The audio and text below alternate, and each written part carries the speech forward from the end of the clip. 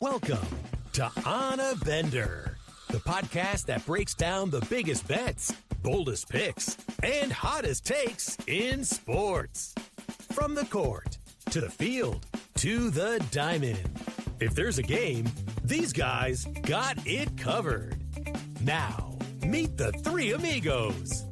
Eric, Fish, Snyder, the handicapper to the stars, Ryan Bender. He's coming. And the snack-loving legend, Brad Grunny Grunberg, a.k.a. Mr. Snacks. I'm hungry. You are hungry. You are What's hungry. up, brother? How you doing? Great, man. This is episode 3 of On a Bender, and you know, I'm on his master class, and Bender wins, and if Bender wins, we all win. Absolutely. So let's bring him in. What do you think? Let's do it. Bring him in. Everybody, Ryan Bender. Ryan Bender. Gentlemen, how are you? Doing good today after I saw your picks last night. And Yesterday was fun. Yesterday was fun. Oh, my Phenomenal. God. He was great. You're unbelievable. How many hours does it take you to do all that stuff? Way too many. Way too many, especially according to my wife. But I enjoy it. As I said before, right? I mean, It doesn't feel like work. It's fun. I enjoy it. So. Okay, well, we have a special guest today with some great gambling stories for our audience and you, Ryan. Let's say hello to the man, the myth, the legend, John Orlando. I don't know about legend. I don't know about all that cocktails, but I'll take it. I'll take it. Oh, buddy, you got stories. Why don't we start off with a real good one, Johnny? Give us a good story. You want a good story just right out of the gates, huh? Yeah. All right. I told this briefly maybe a couple years ago on a podcast. And when I put the clip up, just a short clip of it, I got so much hate and people calling me a liar. I wanna tell you guys the story. And Ryan's been around the casino world. Well, all of you guys have. And I want to see if you guys think that what I'm about to tell you is really possible. And I promise you this is a true story. I'm in Lake Tahoe in 1999 with my dad. My dad was performing at Harvey's Casino in Lake Tahoe. Oh, wait 1 sec. His dad is Tony Orlando, everybody. Yes, the great there singer, you go. The crooner, tie a yellow ribbon around the old oak tree. Okay. Yeah, little context never hurts, right? And so we're sitting down, me and my dad's band, we sit down at a blackjack table, and it's a double deck table, hand dealt. So the dealer is holding the cards as she's dealing them. And this dealer, a lot of the people at the table, it was like a $10 table or whatever, so there's new people, people that don't normally play blackjack. They don't know the quote unquote, the book and all that stuff. And so we're playing and this girl would you'd have like a 14 and the dealer's showing a 6. So typically you would stay on that hand, right? If you play proper blackjack, you're not supposed to hit that. And she would say you should hit it. And I'd be like, hit it? Are you out of your mind? Like, no. And then so I would stay and then the next person would take a hit. And it would be a 7. And she'd be like, see, you would have had 21. Well, she did things like this. She would be like, it's probably a 5. And it would be a boom. It would be a 5. And she would tell you to take cards when you would not take a card because you're hoping a dealer would bust. And after watching this for literally a whole it's like, wait a minute. Somehow this girl knows what's there's no way you're right every time. So I'm like, how did she know what cards are coming? So I start listening to her and I start winning, but I'm taking hits. I have 14, dealer's showing a 5. And she's like, you should take a hit. I take a hit and it's a 6 and I have 20, and I'm like, this is the craziest thing. This girl is telling me what to do, and she's right every time. So when she goes on her break, I follow her. I leave the table and I follow her, and I go, hey, what was that? Like, what is going on? And she looks at me and she smiles and she says, I'm like Robin Hood. I steal from the rich and I give to the poor. Oh. And I said, I don't know how you're doing what you're doing, but I said, I've been betting like 25 a hand. Like, we can crush this. And I'll meet you in the parking lot and I'll split the money with you. Like, we can annihilate this because we had control of the entire table. Because it's like me, my dad's bass player, guitar player. You know what I mean? Like, literally, we filled up the whole spots, all the spots. So I was like, we can crush this right now together. And she's like, I don't want any money. You don't have to do anything for me. I'm like, but why? Why not take it? She's like, don't worry about me. Just enjoy it. I hope you win. I said, all right, but listen, you got to quit being so obvious. Like, you're like talking like you should take a card. Like, just do this. If I should take the card, if it's going to help me, bite your lip like this. Just go like that. Okay? Just go like that. You know, I'm probably overplaying it right now, but, you know, subtly do it, right? So here's how she did it. She was dealing double deck out of her hand. She was a very quirky looking girl. And what she would do is she had like, you remember Cousin It on Addams Family? Yeah. Picture Cousin It, but your blackjack dealer. So quirky, like a lot of hair, and like that. The way she would hold the cards, like this weird angle, and her hair, you couldn't see her eyes.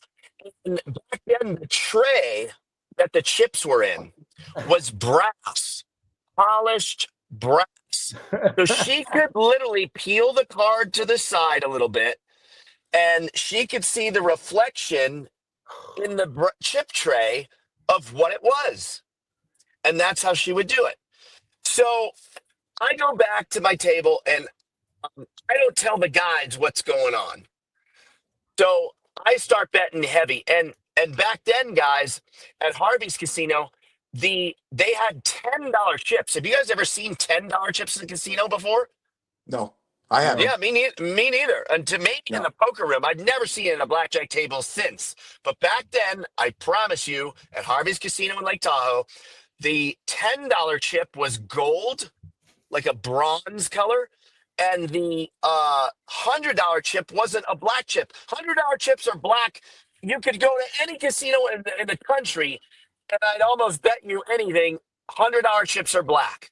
Well, at Harvey's Casino, they were really close to this bronze, like a bronzy gold color. They looked almost like the $10 chips. So I literally would take a $100 chip on top. I'd put 4 $10 chips on the bottom.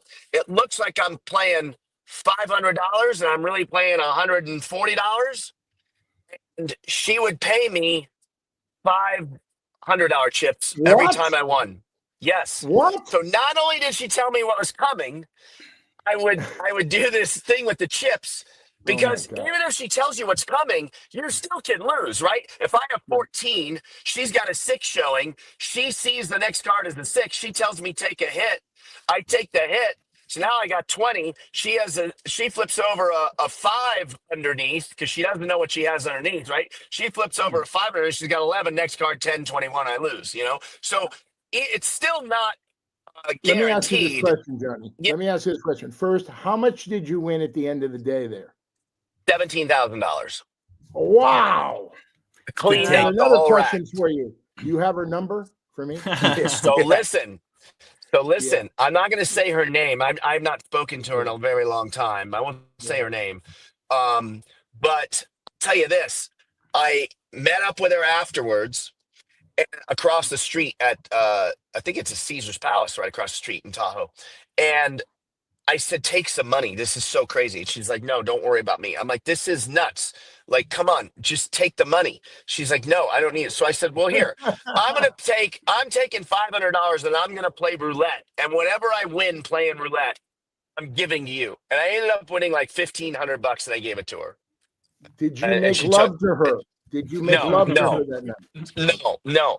So hold on. He just finished saying she looked like Cousin It. Cousin It. Yeah, right. Give me some credit. I know, Brad. It may be different standards. I don't know. I'm just saying. Although, trust me, Ryan, Brad would make love to that. I would. I would. For what she did for me, I mean, it's worth taking one for the team if I had to, but I Yeah. didn't. So, so I get her phone number and I said, listen, I'm going to come back in a couple of weeks.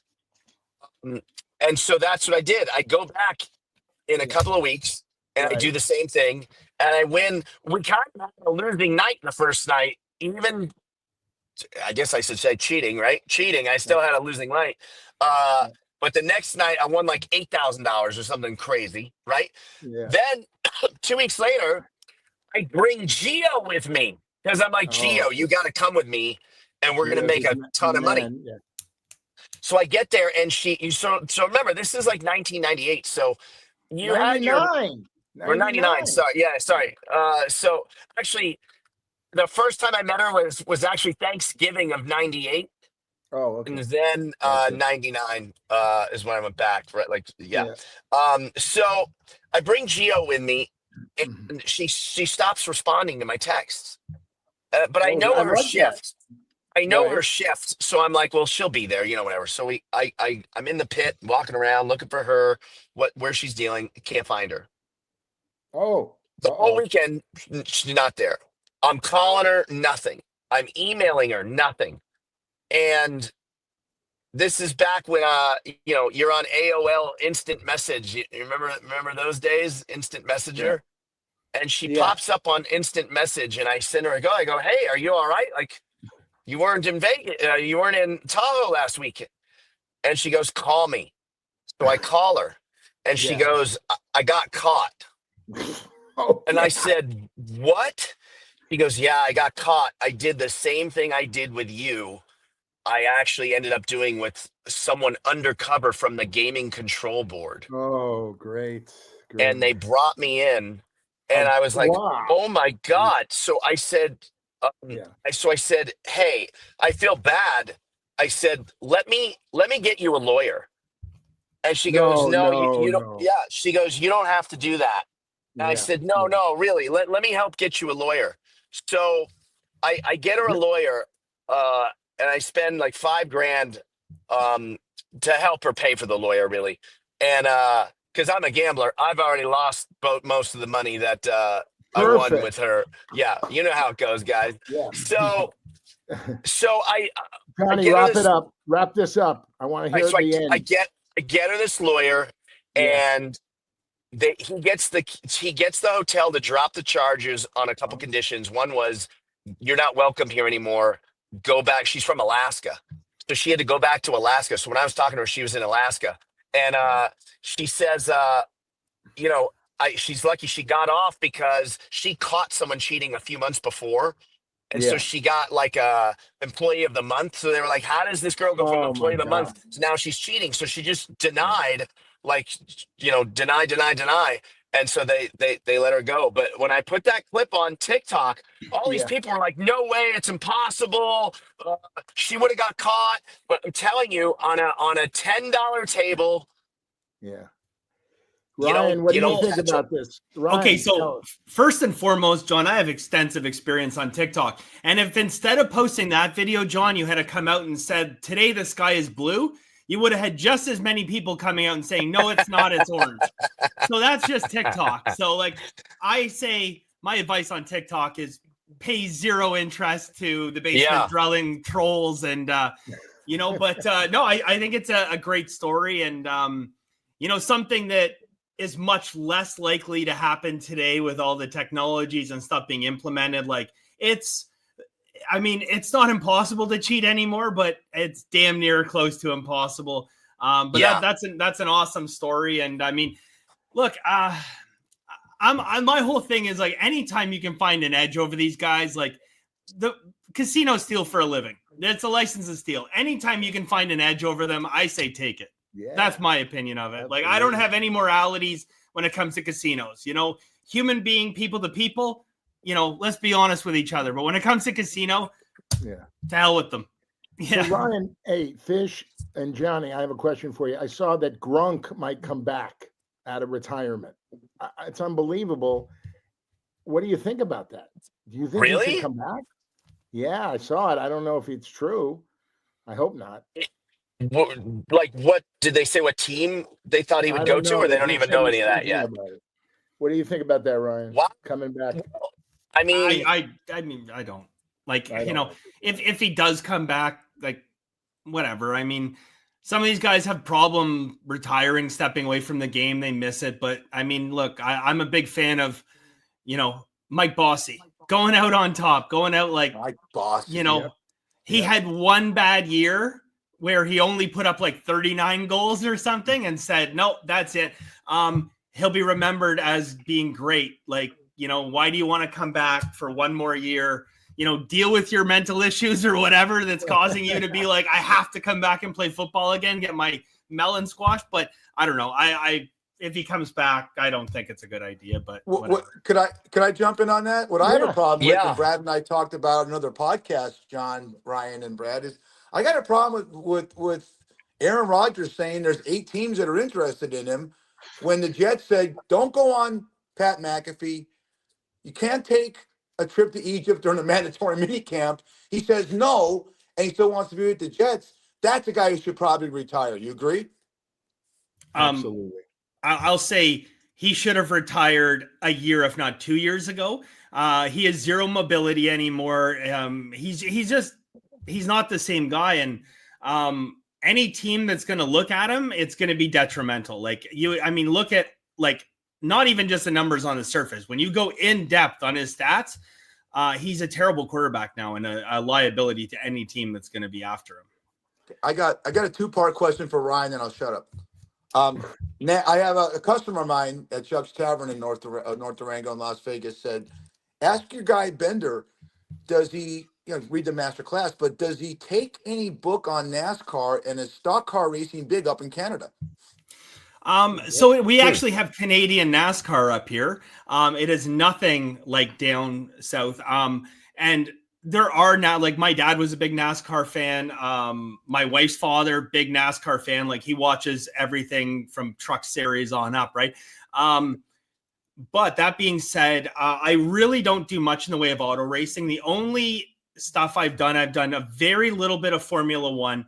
And I did IndyCar for a few races where there's really good advantages. There's guys that are excellent in qualifying. Like, I know a lot of the IndyCar drivers. I mean, I knew a lot of the IndyCar drivers. Most of them are retired now, but and there's certain guys that perform incredibly well under certain conditions in qualifying, but they lack the racecraft to be able to win races. So, Marco Andretti, not Michael. Marco Andretti was one of those guys that, he qualified very well on ovals, but he just didn't have the racecraft to stay up. So, I mean, there was a couple years ago where he had pole for the Indy 500, and I had about 8 or 9. You might remember, Brad. I had like 8 or 9 different bets, all matchups fading this guy.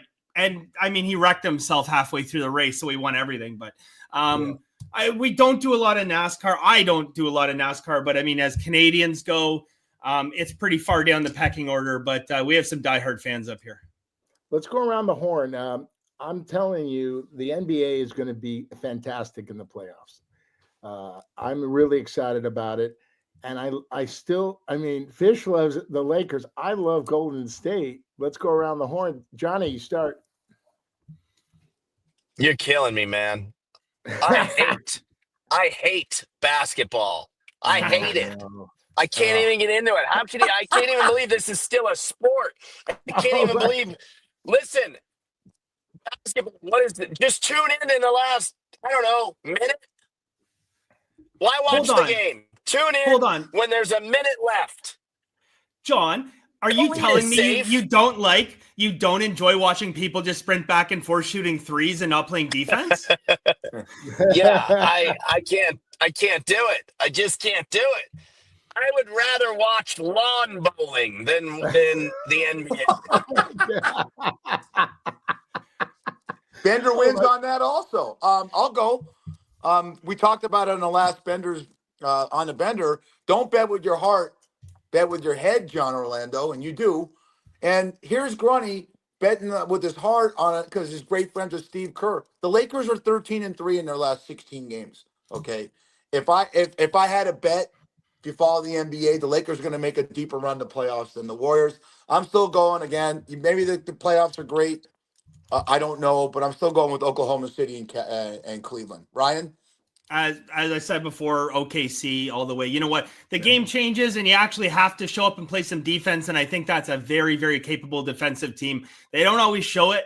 You know, I think some nights they get up 25 points and relax a little bit on defense. But when it comes time to play playoff ball, I think they're going to be right there. OKC. I love NBA and I love the referees. Okay. I have a great story about when I was 12, but I love like Tony Brothers. I love Ed Malloy. I love Daryl Gerritsen, Steve Jaffe, but my favorite is Mendy Rudolph. I don't know if you guys remember this guy. Okay. I do. He sadly passed away in his 50s, but I was 12 years old. My dad took me to a Knick game. And of course there were some guys in our seats when we got there. Okay. And the usher goes, "Get up." And they start swearing at me and my dad. Okay. And I sit down and go, "Dad, what was all that about?" He goes, "Don't worry about it. It's Madison Square Garden. They're New Yorkers." So then I'm watching Earl the Pearl Monroe, the Clyde, Drexler. Clyde Frazier. It was like unbelievable. I was right there watching these guys. I hear all the, they didn't have to have Mic'em back then, but I heard everything because we had really good seats. And then I hear a guy go, "Hey, Mendy, why don't you go home and F your wife?" I look at my dad, I go, "Huh?" And he goes, "Just enjoy the game, son." And it was unbelievable. I mean, to watch a game in Madison Square Garden. Have you guys ever been to Madison Square Garden? I have. I have. Have you guys ever been right there? What's that? You see the that? Spearmint Rhino? Brad has the whole section named after him. There.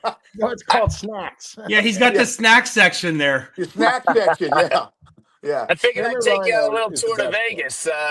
Since I was in the neighborhood, I figured I'd drive by.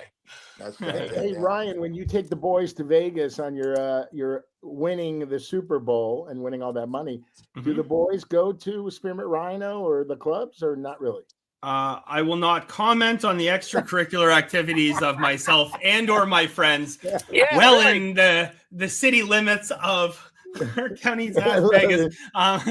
What kind of question is that, Cocktails? What happens in Vegas? You know the rest. Come on. How could you even ask? I love you guys. I want to know what you guys So you know what? When I come out and I see you guys out there in Vegas, and my friends say, "Hey, what did you guys do in Vegas?" I say, we went to the public library and we read up on American history, and I learned a ton. It was a great time. But I got a question for you, John. So obviously, you're your way around Vegas. You're a gambler, an institution in the team. Do you do much sports betting, or are you pretty much a tables guy? No, I'm mainly poker. I've tried to give up tables, to be honest. I'll still play blackjack if friends come to town, but that's probably it. More socially. Than anything else. I'm pretty big on poker tournaments and cash games. And then as far as sports goes, UFC, I pick pretty good when it comes to UFC. I'll bet during baseball season. I bet during NFL season, but just for fun. Like I'm a parlay junkie. So, I fire off on those and probably hit one parlay a season, and that's it. Ryan, guess who his buddy is? Dana White. Oh, is that right? Yeah. Yes, well, yes. I mean, I really wish I knew more about UFC. Everyone keeps telling me, you got to get into UFC. You got to get. I don't know where to begin. Like, I mean, the stuff I do, it's very analytical and, numbers based and stuff. I don't even know how to begin to handicap a UFC fight. I just don't. I know some people make good money doing it. Yeah, for sure. Because I'll tell you what, I mean, you could argue that the NFL is just not beatable, right? Picking sides. You could, I would assume you're probably betting more point totals and stuff when you bet NFL, or am I wrong? Or are you picking sides? No, so I am doing sides, but very selective spots. Okay. It's a lot of totals, but again, there's almost everything I'm doing. I'm trying to have psychology behind it. And really, this season was tougher. Like the past season was fantastic, but whenever the public perception of a team is really, really poor, and in certain situations, you can have very nice edges. Like there's, if you had to go through and you had to bet every single game in the NFL slate, no one could win because that's how efficient the lines are. But being able to pick and choose good spots, you could definitely make some money. This year, I mean, the public did amazingly well. And I mean, DraftKings lowered their guidance twice during the NFL season because the favorites were winning and games were going over. So, I mean, it was a nice year for the public. I'll tell you, with UFC, there is absolutely times where there is a massive advantage because they get the line wrong a lot. They get that line wrong a lot. When the number of times you can catch a fighter that is plus 200 or greater, and the line should be a pick 'em. I'm not kidding you. A pick 'em is staggering how many times they get the line wrong on UFC. I give them cocktails a few picks here and there. Yes, you have. Yes, you have. By the way, next week, ladies and gentlemen, it's going to be On a Bender with John Orlando. We're out, right, Fish? That's a joke. No, it's great. Are you awake, Fish? Are you awake? I love Orlando's take on the NBA because I've been trying to tell Brad for years. It might be great for Ryan with betting, but the league has lost something.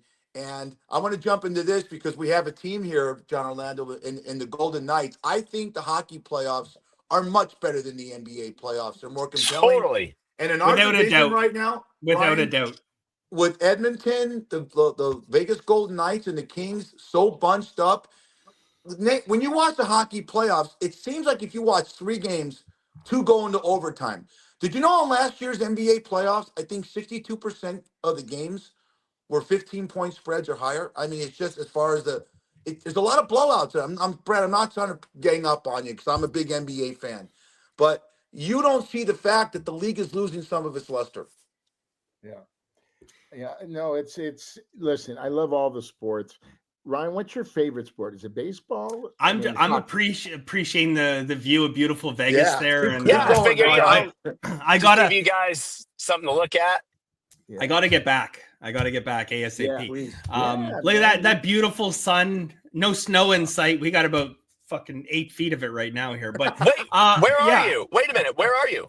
Canada? Toronto, okay. Canada. Yeah, I used to kind of split my time between here in Vegas, and then I started throwing Bahamas into loop after Atlantis started to take some large wagers and stuff. It's like sports bettor's paradise down there and tax free. Wow. But anyways, Miss Vegas. Okay, so favorite sports. I have 3 favorites. Well, I mean, my favorite sport always has been hockey. I enjoy it. Like I really, really love watching football.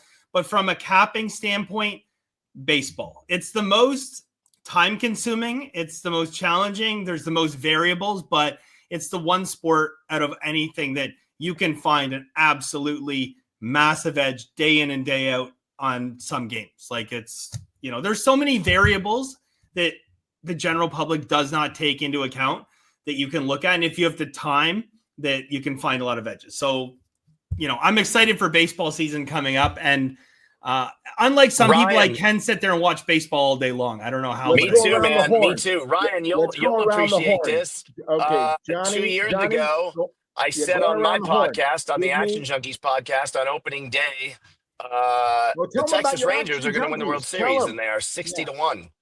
Bet the Rangers. I said it all through the season, and I put $1,000 on the Rangers to win the World Series that year, and that worked out real well. That was a nice hit. Weren't you with the owner in the box?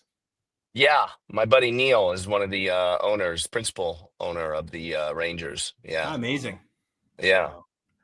Then we just, I think Orlando and Bender are going to be best of friends. What do you think, Fish? Sure, why not? When are you coming? Get out of here. Yeah. I have to. I have to get out there. Well, so I don't know. I told this story last time. So obviously drinking and capping don't go hand in hand. I actually think drinking and all gambling don't go hand in hand. So I don't get a lot of chances to really let loose, but I always take the day off after the Super Bowl. So I had a whole bunch of friends come over, and they're all Bender Wins guys. They follow I play. So, I got all eyes on me that day, like looking to, hey, Bender, I got a lot of money on here. We better win, right? So we had Philly bet so many different ways. So we had a fantastic day, but we got really heavy into the scotch. And the next morning, I woke up and I'm like, did I tell everyone there that I was going to fly them all to Vegas? Oh my and I'm God. like, maybe I just imagined that. So anyways, yeah, I looked down my phone next morning. People messaging me like, oh man, that's so nice of you. I can't wait. But I look forward to it. It's going to be fun. But yeah, no. So now I got to fly all my friends down to Vegas. But I think, love it. Yeah, I think we're going to head down there and, party for 3-4 days. I might stick around for another, 4 or 5 days or whatever. And, hang out with some of my new friends, There Yeah. Brad, There John, if you're around. Have you ever been to a UFC fight? I have not. All right. This is verbally binding. The 4 of us are going to go to a UFC fight this year. I will get tickets, Let's do and it. we're Right. going to a fight. Good seats, Johnny? Of course. Of course. Dana takes care of you, doesn't he? Yeah, I'm very lucky. I get really insane seats to the fights. In my business, the restaurant business, John, you know this. We've talked about this, and Brad knows. Dana White, Vegas always talks about the greatest tippers, the greatest people to come in. Ben Affleck, Dana White is the greatest tipper in this city. I hear more people that I know work in restaurants say Dana White came in. I heard it was Brad. What? I heard it was Brad. I think he told me that actually. Yeah, but Brad only goes to the fast food joints and he tips. Dana White, I don't know. I'm a star buffet restaurant. guy. I heard I'm a buffet guy. Would the girls at the strip club say you're a good tipper, Brad, or no? Oh yes. Yeah, one of my checks bounced to them. So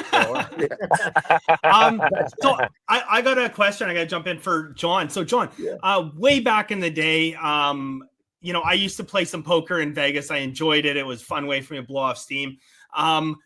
I don't know much about the poker scene there anymore. And I remember like way back in the day, downtown, Golden Nugget used to have an awesome game. It was a 2-5, but there was no cap. And you used to bring in a bunch of people and money played. So you literally had stacks of money on the table. And so it was a 2-5 game, but people are buying in 100,000, 150,000. It was an awesome game.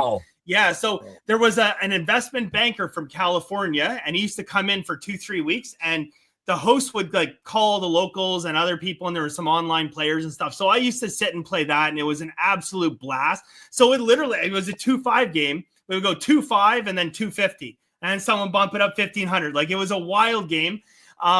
Is there anything? I know money doesn't play anymore. Like not Caesars, Golden Nugget. They stopped money plays that you can't have money on the table anymore. Yeah. It was. Is there anywhere that has a good game like that still in Vegas, like a wild game? First of all, I'm a 1-3 guy, so you're way out of my league already. But there is an insane cash game that this friend of mine, he goes by Boston Jimmy, and he has a game over at Wynn. The poker room's actually at Encore over there. And it's what you just described. It's an insane game. I mean, on any given day, if you follow Boston Jimmy on Instagram, you won't believe it. I mean, there's like every day he'll be posting. He's down there every day hosting this big cash game. And it's like the pots are like 30 grand, 50 grand, 60 grand, 20 grand. It's insane. That's way too rich for my blood. Yeah. I just pulled up a quick picture. I don't know if you guys can see it, but that's a picture when we used to play there. So that is a 2-5 game, if you believe it. So that's insane. Yeah, it didn't. I mean, how it was awesome. Like so much fun, but it would go like 2-5, and you get like straddled and blind raised. Like guys are blind raising to 150. Like it was just wild. For you non-poker folks, what he's saying is when he says a 2-5 game, it means the blinds are $2 and $5. So meaning the small blind's $2, the big blind's $5. A normal game in anywhere in this country, a 2-5 game, you're going to sit down with like $500. And if you walked out of there with $2,000, you had a good session. He's describing a 2-5 game that's like off the rails. People are walking out of there with 20, 30, 40, 50 grand. Wow. Yeah. Wow. And I mean, I did fairly well in it. I was not as capitalized, nor I was doing it for fun. I was not as capitalized as some of the other guys at the table. I think I had like 25 or 30 grand in front of me, but I just, when you're playing a 2-5, like I was selective, right? And I ended up picking up a set and I picked up a nice pot, but I hadn't been aggressive at all. So like, I kind of had table image of being a bit of a nit, just like, folding station nonstop. Yeah. So then I got a little bit aggressive. I managed to steal a couple pots and I'm like, all right, my life expectancy in this game is not very long. So I kind of wrapped it up and I played again the next couple days and, up and down, but it was an absolute blast. And I can't remember the guy's name, but the guy who comes in, the investment banker from California, and like money is of no concern to this gentleman. And like some of the stuff he was getting sent over, like the scotches and the wine and all that stuff, like absolutely wild. By the way, Ryan, I don't know if anybody knows this, but he bets preseason baseball. I do. Before opening day. Yes. But I lost my one beautiful edge that I had in that. I still think there's opportunities. I had a guy in the Kansas City organization. I was getting lineups before anybody. So I was able to know if they're going to put in, 5 of their starters or if these guys are all going to be grocery baggers, That's so major. It was big. So people asked me, you might remember, brother, it was like, 3-4 years ago, why are you always betting for or against Kansas City? Why is everything Kansas City in preseason? And I think some people started to piece it together. And at the time I just said, hey, like, I have a good feel of what's going to happen in these games. And, like, sure enough, like there was games where like, I take them at minus 118 or minus 120. And by the time game went, they were minus 220. Like you don't find those kind of edges. But again, they're capping, they're putting a line out on expectations of a certain lineup. And then you find out like Perez is in, a bunch of other big names are going to be in, and, they're going to, they're not going to go super deep in their bullpen. They want to get some guys some innings. And it's like, shit, now you have a proper MLB team against, what we call grocery baggers, right? Do you like future bets or do you stay away from future bets? I do take future bets. I mean, the inherent issue is they do carry a higher house edge than straight betting. They give themselves some padding on it.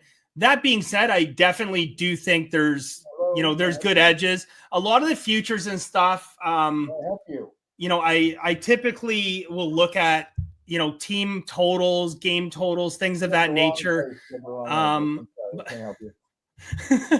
But anyway, Brad?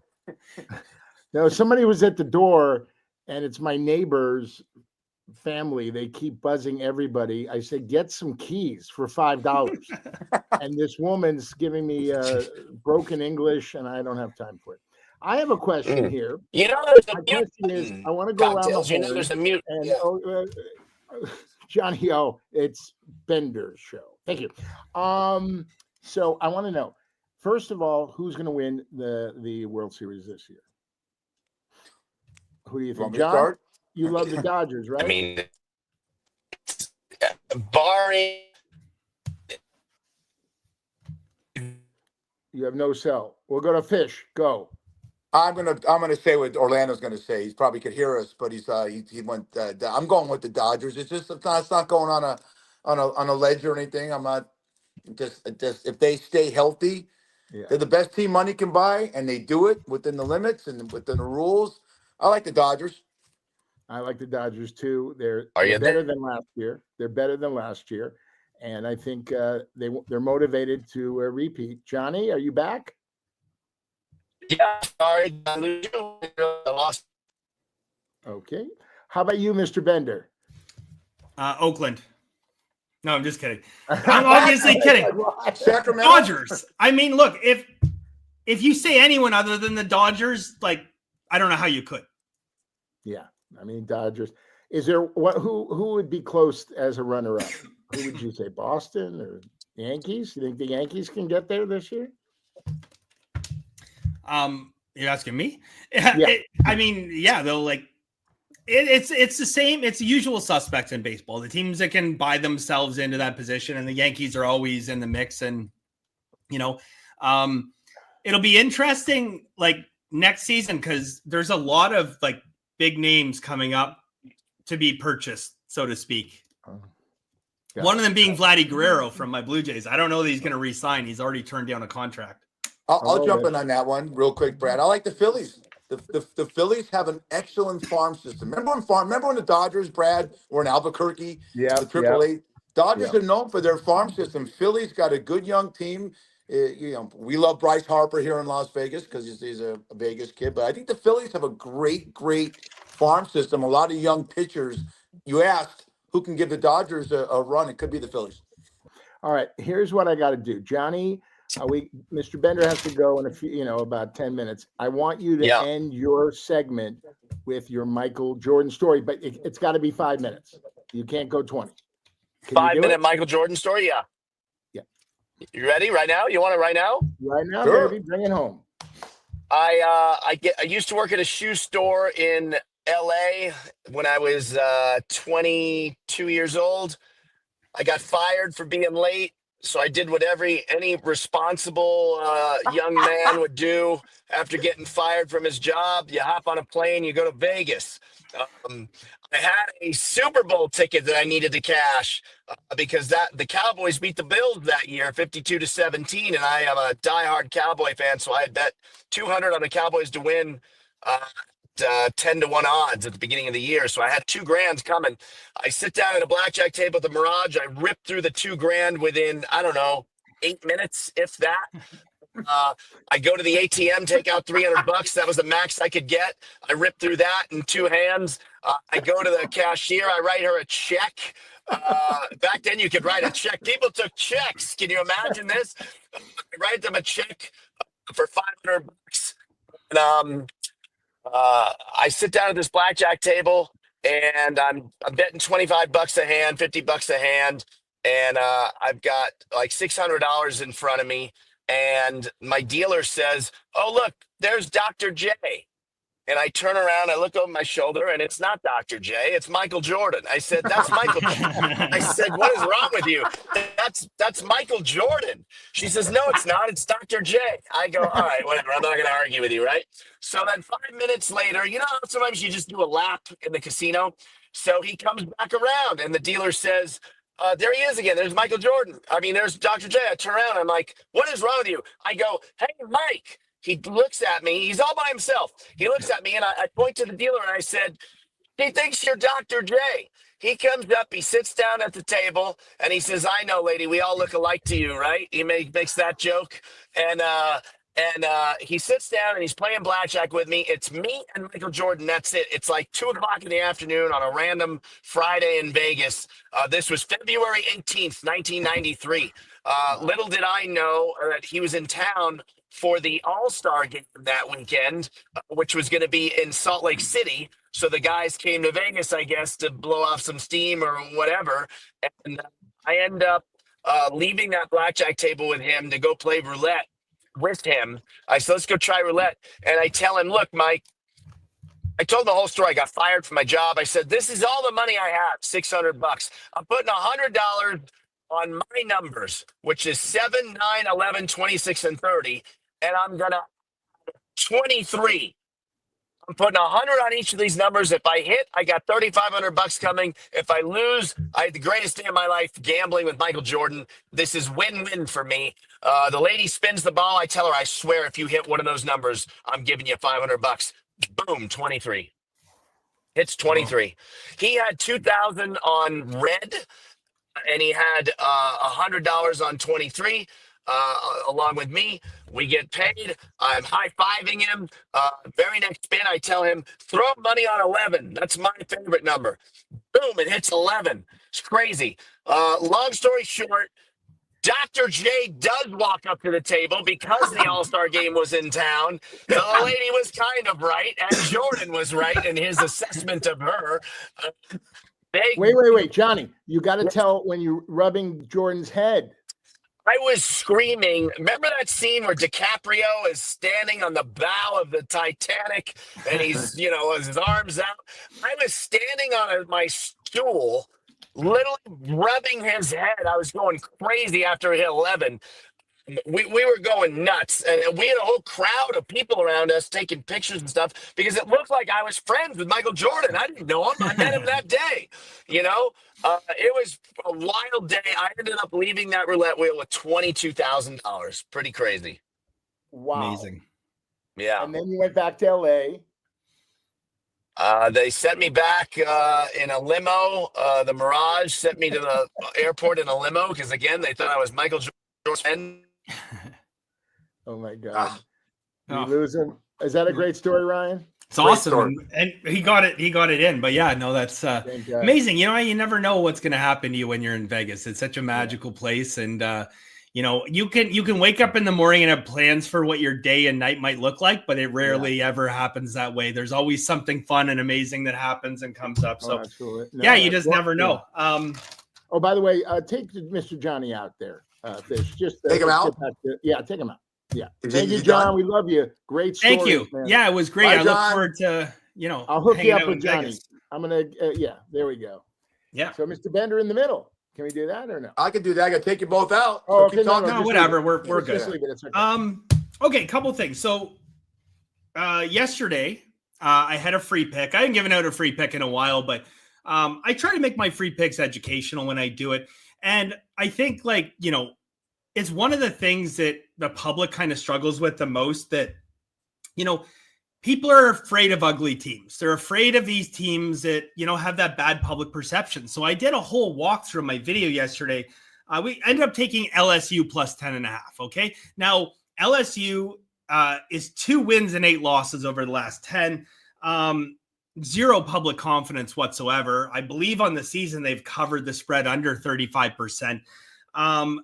But they were going in to play a top 5 ranked team in Tennessee. Okay. So the entire world is looking at this and saying, okay, there's an easy blowout for Tennessee. And that is pretty much exactly why we ended up on LSU. Okay. And I have a system, without divulging the entire system, but, these are the kind of things I give out to masterclass members. But when you have teams coming off big losses, because LSU got whooped pretty bad by Florida, I think they lost by 16 points or something the week before. But when you have teams coming off fairly big losses, double-digit losses, and they're going in playing a top 5 ranked team, those teams end up covering 64.6% of the time. Well, now more than that. Now that was as of yesterday. So now it's probably 64.7%. And it's got a 25% ROI. So the whole moral of the story is that, perception can sometimes be your friend, but it can also be your enemy. And if you go in there of a mindset that, this team is so dominant, this team's all, Vegas knows that. Vegas understands how you bet. They understand betting patterns, and they will set the lines accordingly and shade the lines. Okay. Now, all things being equal, if LSU had been covering this year, if LSU had not gone 2-8 and the public perception was so bad, that line yesterday would have been set at 7.5 or 8, not 10.5. And that line never should have been 10.5. So we had a couple points of value. And that in a nutshell is sports betting 101. Okay. Identify mispriced lines, find that value, practice our bankroll management. As much as we look at a game like this and say, wow, I'd love to load up, you can't, you got to do things the right way. And so anyways, that was, our free pick yesterday. I'll drop another free pick for people soon if they're interested. But, just a little interesting thing, a little, the reason that I tell people, if you're getting started on sports betting, if this is your first day, you're betting on sports, find your top 5 games, cross out your bottom one and cross out your top one and bet your 2, 3, and 4. And the reason you do that is because most people, when they're brand new, they can't really identify value that far deep into the games. So maybe your 5th pick is your weakest and you get rid of the number 1 because it's often a game like this, like a trap line where perception will get you in trouble. That's amazing. That's fantastic. It took you a long time to come up with that formula, right? I mean, yeah. Yeah. When you started, it's amazing. You told us on the last show that when you were 19, you lost all your money. And you wrote the checks, and then you went to the bank at the ATM, like John. Oh my gosh. Oh, I mean, and to say I lost, I was 18, but yeah, 18. I blew my bankroll up so many times. So it's an understatement to say I lost all my money. I lost all my money many times. That's great. Now, how do people, buy into the masterclass and the consensus and all that? Yeah. So if they're interested in joining outright, you can go to benderwins.com. It's $99 a month. It gets you my full card of plays every single day. So everything I'm betting. More importantly, in my eyes, it gets you the guide to professional sports betting to make sure that you're betting on sports the right way. And then I got a whole bunch of masterclass educational videos, and we're going to be adding a bunch of stuff to that this year as well. So it's a whole wealth of knowledge, but it's kind of an A through Z of how to win at sports betting. And, I kind of said that the gift that I'm able to offer people is a gift that very few people can, and is the gift of time. Okay. All those years that I had to spend learning this and making mistakes and hardships and, sleepless nights, I can fast forward people through that part of the process. I can't give you 22 years of experience. I can't teach you the feeling that you get when a line just looks wrong. That comes through time, like anything else, like hitting a curveball. You could, Barry Bonds could tell me how to hit a curveball. Doesn't mean that I could just turn around and do it. Right. But I can help people get through that initial hump of the mistakes. And there's a lot of people out there. Like I know people personally, friends of mine, that are great at picking sports, like certainly hockey. I have one guy, just an incredible guy at hockey. Just zero bankroll management skills whatsoever.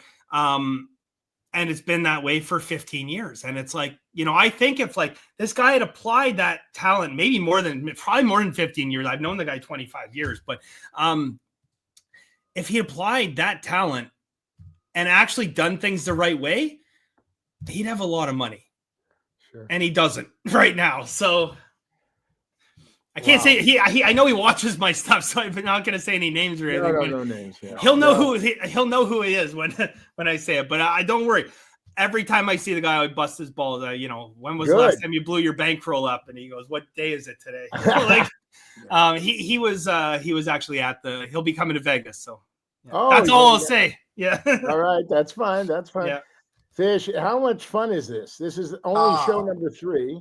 It's great.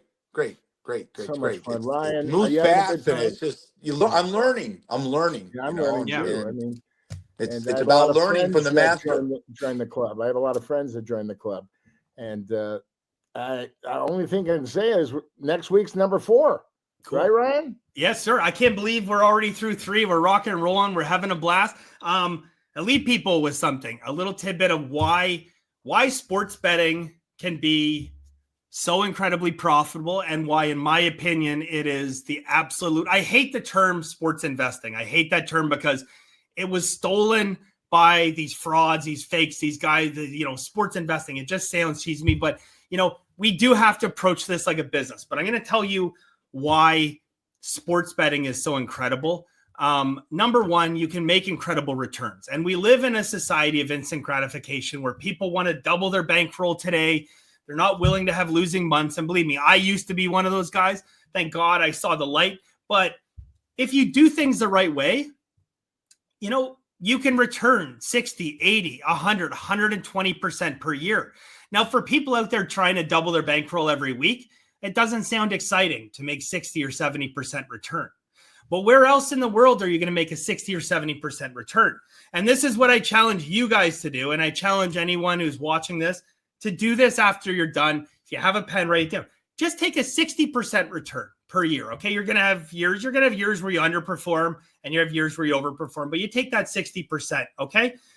Start with whatever, $1,000, $5,000. Throw this into a compound interest calculator after 10 and 15 years and tell me that number isn't absolutely mind-boggling.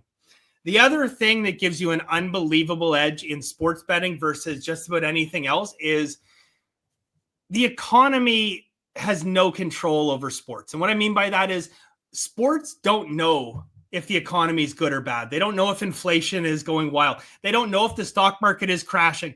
It doesn't know any of that. All it knows, it is sports. And you can have the worst economy on earth where no one's making any money in the markets and people are turning everything into cash. and it doesn't matter because in sports you can still get your return. So these years that I went through where, you know, the market's getting the absolute shit kicked out of it, right? 2007, 2008. And I mean, I'm putting up a 75, 78, 80% return. And it's like, you know, everyone's suffering. My life's getting better. Like, you know, this is the advantages of sports. So that's just a little tidbit. When I did my first video where I talked about compound interest and the way that compound interest works in sports betting is you're revaluing your unit size as your bankroll grows. As you go from a $5,000 bankroll, okay, you're betting $50 a game or $50 a unit. Now you got a $7,000 bankroll, you're betting 70. That compound interest that grows over time, you're growing your bankroll. People don't want to put the time in. They want to strike it rich. They want to hit a 15-team, you know, lottery ticket. Fine. But 15 years are going to pass them by and they're going to be in the exact same spot. You do it right, you can make a lot of money. And there's a lot of new people in sports betting every day. And I can save them the heartache of, you know, doing things the wrong way because I did it the wrong way. I've done it the right way. And I can tell you making money is a lot more fun.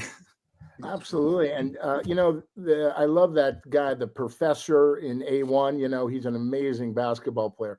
But Fish, I think we have a professor right here. This guy, I'm telling you, Professor Ryan Bender. This is show number 3. We'll see you next week on a Bender. Thanks, Thanks, Ryan. guys. Thank you, Johnny O.